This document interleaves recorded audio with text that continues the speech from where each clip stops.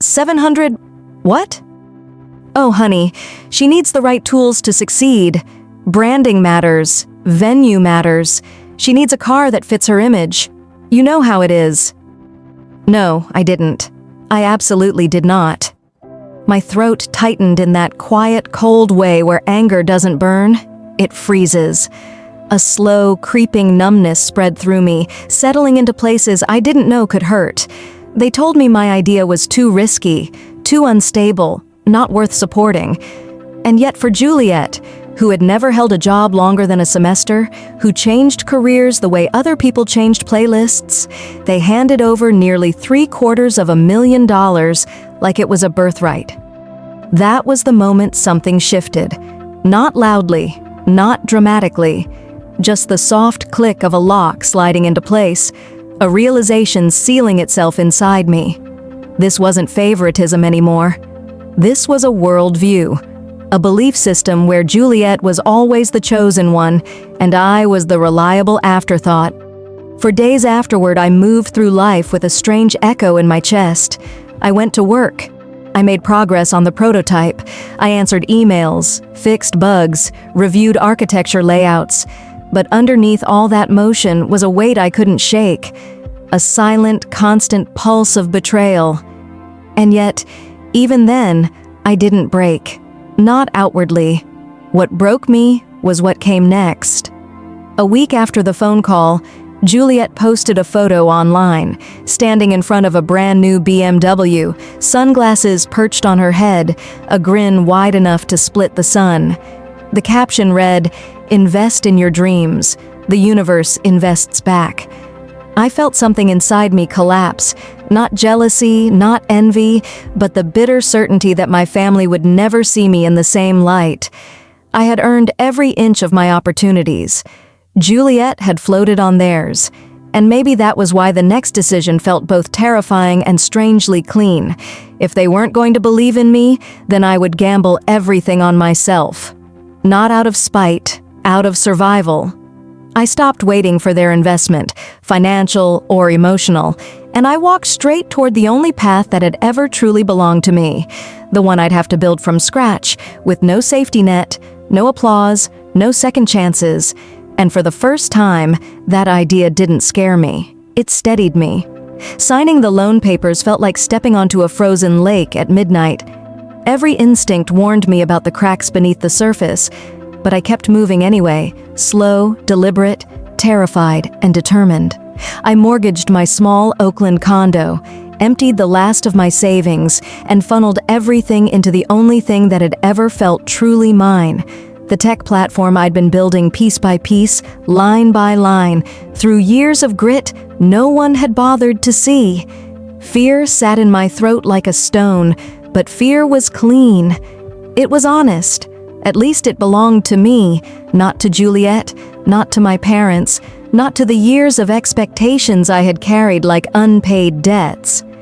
The first office I rented was a narrow, aging unit in a converted warehouse district, the kind of place real estate agents described as up and coming, when what they really meant was cheap and no one else wants it. The walls were cracked, the floors uneven, and the heater made a metallic clanking sound as if it resented having to work at all. But to me, it was the closest thing to a beginning I had ever tasted. I hired 2 people I believed in. Maya. Slowly, contracts trickled in. One from Fresno, another from Eugene, one more from a small firm in Nevada. We weren't exploding. We weren't going viral. We were surviving. And survival, I realized, is sometimes louder than success. But even as our world steadied, something else began to fracture, this time hundreds of miles away. News from Boulder arrived in fragments. Juliet's luxury event company had spiraled, expenses ballooning, client engagements faltering, her carefully curated glamour peeling at the edges. The BMW that was supposed to project confidence had been repossessed. Vendors were demanding payment. My parents were drowning in loans they had taken for her. At first, I listened to these updates with a distant, almost clinical detachment. Not cruel, just numb. This was the path they had chosen, shoved me off to one side while funneling everything into Juliet's dreams. But then came the call that would push our slow-building tension into full eruption. It was a Thursday evening. I had just wrapped a meeting about the next platform update when my phone buzzed repeatedly. When I answered, my mother's voice trembled. "Ayla, we need your help." 4 words, soft, desperate, and carrying the weight of decades of imbalance. I didn't know it then, but that call was the moment everything would ignite, the moment a lifetime of overlooked wounds would finally catch fire. My mother's voice was trembling so hard I could hear the breath catching between each word. "Ayla, the bank is threatening to take the house. We just need a little help to stabilize. If you could send maybe 100,000, just for now." 100,000, my entire emergency cushion, the money I had built through nights that blurred into dawn, through ramen dinners and skipped weekends, through choices that carved pieces out of me. Before I could respond, my father's voice replaced hers, firm, clipped, heavy with the weight of entitlement he had worn all my life. "You're successful now. You have money. We raised you. It's time you do something for the family. Sell your condo if you have to." Sell your condo. Those words didn't hit me like a punch.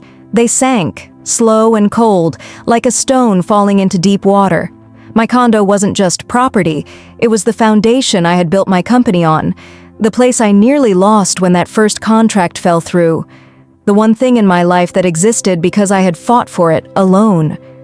I swallowed, my voice barely steady. "Dad, I can't do that." A silence stretched across the line, sharp, electric. Then came his verdict. "So you're choosing yourself over your family." It wasn't a question, it was an accusation. And something inside me shifted. Not in anger, not yet, but in a clarity so sharp it almost hurt. "I'm choosing fairness," I said quietly. Something I never got. My mother began to cry softly. My father muttered the word ungrateful, like it was a diagnosis. Juliet texted me minutes later, paragraph after paragraph, dripping with indignation. "You're the only one who can fix this. You owe us. Stop being selfish." But nothing prepared me for what happened next.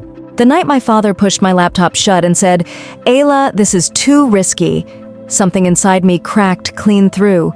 Not loudly, not dramatically, just a quiet fracture, sharp enough that I felt it in my teeth. I had spent 6 months building a prototype companies were already interested in. I had spreadsheets, projections, a mapped-out rollout plan. I didn't come home to beg. I came home prepared. But my parents didn't skim a single number. My mother folded her arms. My father sighed like he'd heard another childish fantasy, and the conversation ended before it even began. And what happened afterward?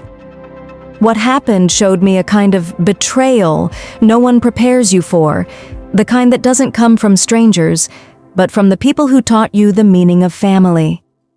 If stories about injustice, truth, and rising from the wreckage speak to you, stay with me. And let me know where you're watching from. I'd love to hear it.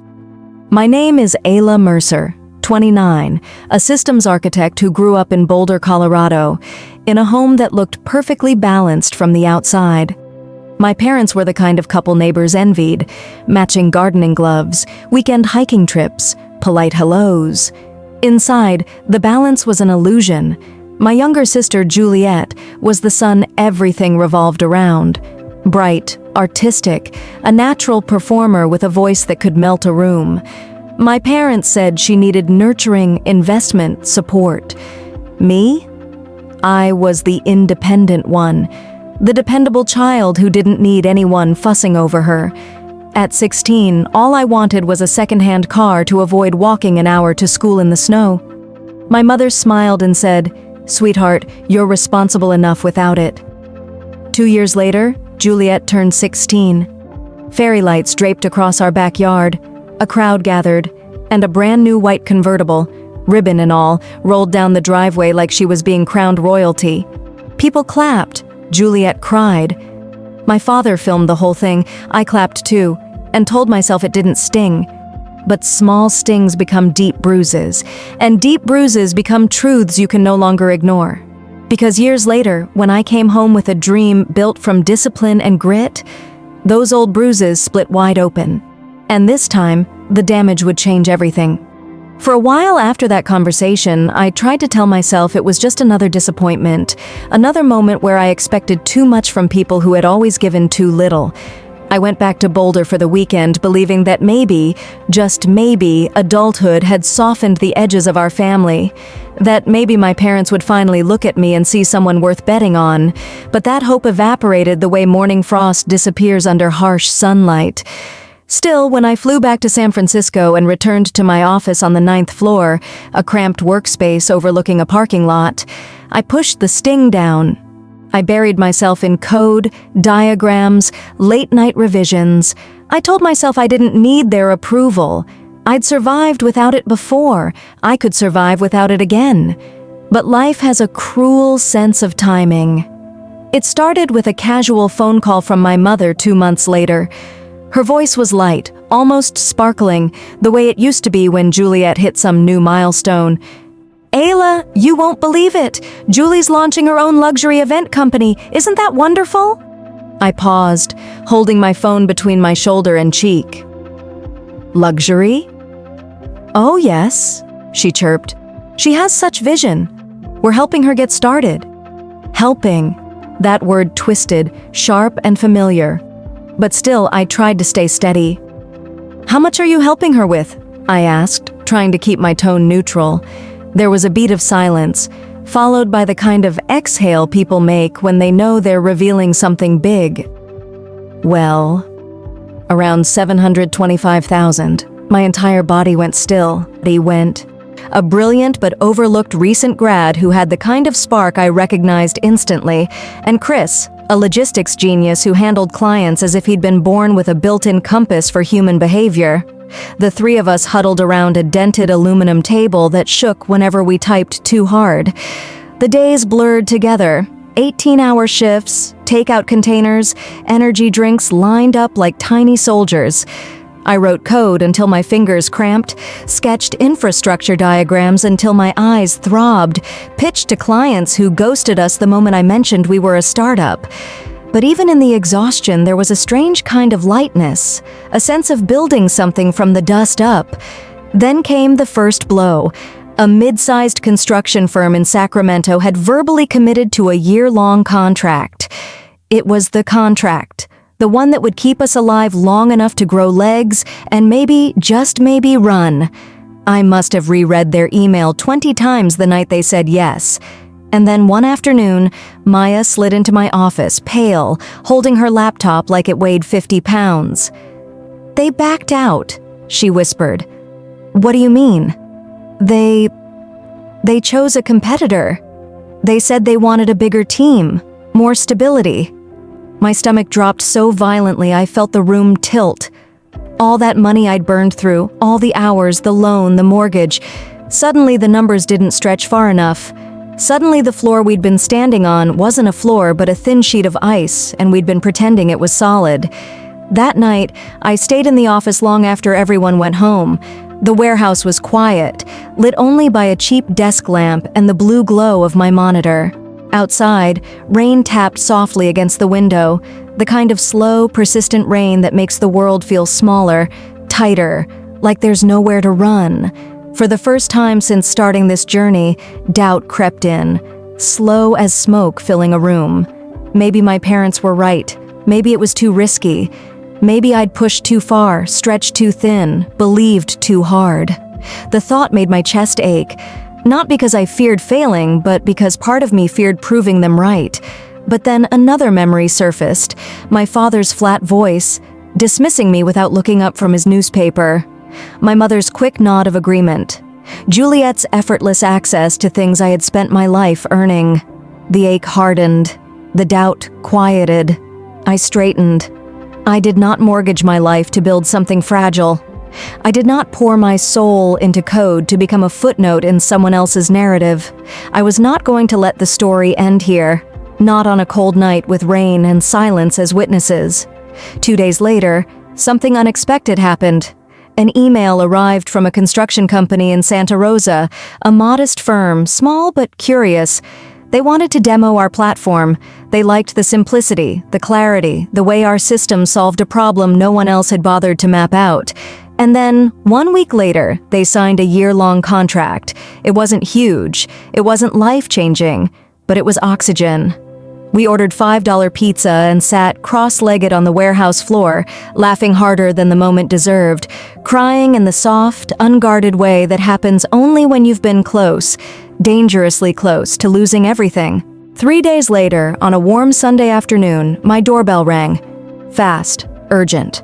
When I opened the door, my parents were standing there with Juliet a half step behind them. My father's jaw was set. My mother looked exhausted. Juliet crossed her arms, wearing the kind of expression people use when they believe the world has wronged them. "We need to talk," my father said, already stepping past me into the living room. They sat on my small couch, an awkward, cramped contrast to the leather sectional Juliet once flaunted in her social posts. I stood across from them, feeling every inch of distance that had built between us over the years. My mother started gently. "Ayla, sweetheart, what happened with Juliet's business? No one could have predicted it. She just needs a little time." I said nothing. My father leaned forward. "You have the ability to help. We're asking you to step up for once. Sell this place." For once. The words hit with a strange kind of irony, almost enough to make me laugh. For once. I had been stepping up my entire life, and so, for the first time, I let the truth rise. "When I asked for $70,000, I said slowly, I had a working prototype, clients ready to sign, a plan. I came prepared. You didn't look at any of it." Juliet rolled her eyes. "That was different." "Explain the difference," I said. She opened her mouth, but nothing came out. I turned to my father. "You believed in her dreams. You borrowed hundreds of thousands, bought her a luxury car, gave her everything she needed. And when it failed, you still protected her. But when I fought for something real, something stable, something I built from scratch..." My voice cracked, not from weakness, but from finally telling the truth. "You told me to stop dreaming." My mother's eyes filled with tears. "We just didn't want you to struggle." I held her gaze. I struggled anyway. The room went still, the kind of stillness that comes right before something breaks. I took a breath that felt like reclaiming something I had been robbed of years ago. "I'm not selling my home," I said. My father's face hardened. Juliet scoffed. My mother shook her head as if begging me to return to a version of myself that no longer existed. But I didn't apologize. I didn't soften. Instead, I walked to the door, opened it, and said the word I had owed myself my entire life. "No." The door clicked shut with a soft, almost polite finality. Nothing dramatic, nothing loud. And yet the silence that followed felt seismic. For a long moment, I leaned against the wood, palms flat, breath trembling like something inside me had been cracked open and was still deciding whether it hurt or simply released. I had expected yelling, chaos, more accusations hurled at me as they walked out. Instead, they left quietly, my father stiff, my mother hollow-eyed, Juliet radiating disbelief as if she'd just watched a supporting character refuse to follow the script. But the real shock was inside me. I wasn't shaking. I wasn't unraveling. I wasn't drowning in guilt the way I once would have. What I felt was something strange, unfamiliar, weight leaving. Over the next few days, the calls came less frequently. First angry, then pleading, then quiet. Eventually, they stopped altogether. My phone felt unnervingly still, like the eye of a storm that had passed without destroying the house, but had stripped away everything loose and unanchored. At work, Maya and Chris noticed the shift in me. I caught Maya studying me during a design review, her brows pulled together. "You okay?" she whispered when the meeting ended. I hesitated. then nodded. Not because everything was fine, but because, for the first time, everything was mine. My choices, my boundaries, my voice. Still, grief seeped in through cracks I didn't expect. It came at night, when the house was too quiet, and my mind replayed childhood scenes like old film reels. Juliet twirling in a new dance costume while I held my science fair poster board, my mother brushing Juliet's hair on the couch while I packed my own lunches, my father missing my state robotics competition because Juliet had rehearsal, memory after memory, each landing with a dull thud, not because I missed them, but because I finally understood how deeply I'd tried to earn something that was never mine to earn. It hurt. God, it hurt. But pain has a strange honesty to it. It tells you what was broken. It also tells you what's finally healing. 2 weeks after the confrontation, a neighbor texted me a photo. The house I grew up in, the one with the blue shutters and the over-pruned hedges, was listed for sale. A for sale sign staked into the dry front lawn like a verdict. My parents hadn't told me. They didn't need to. Juliet's curated online life shifted too. Fewer smiling photos, more vague inspirational quotes, then long gaps of silence. The fallout was spreading like cracks in a frozen pond. Every decision they had made, every bet placed on her, every dismissal of me, it all converged into a collapse they could no longer outrun. And though part of me ached for what could have been, for a family that chose fairness over favorites, I also knew this truth. I didn't cause this. I didn't owe them the rescue they expected, and saving them would have meant losing myself all over again. One night, sitting alone in my small living room with a mug of chamomile tea, I finally said the words out loud, soft but certain. I'm free. Not free from them, family ties don't sever that neatly, but free from the belief that my worth depended on their recognition.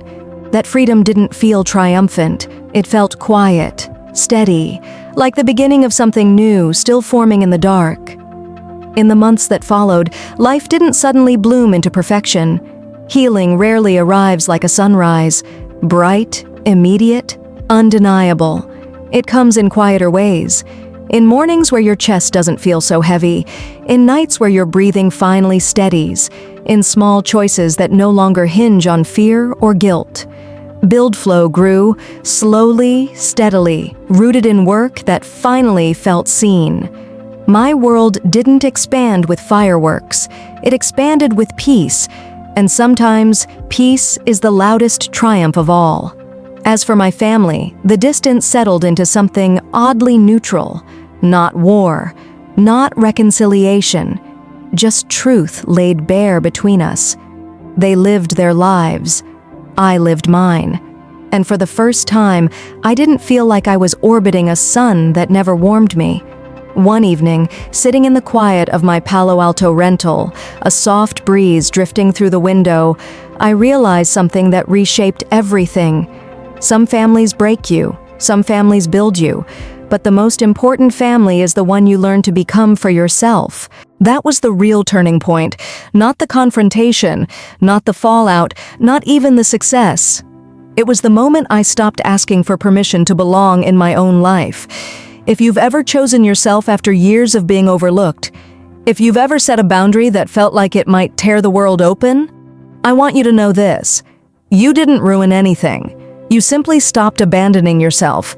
Thank you for listening to my story, truly. Sharing it wasn't easy, but stories only matter when they land in someone else's hands. And I'm grateful mine landed in yours. If this touched something in you, consider subscribing so we can keep walking through these hard truths together. And tell me in the comments, where are you watching from and what part of this resonated with you the most? I hope to see you in the next video, because the next chapter, it might just be the one that changes everything.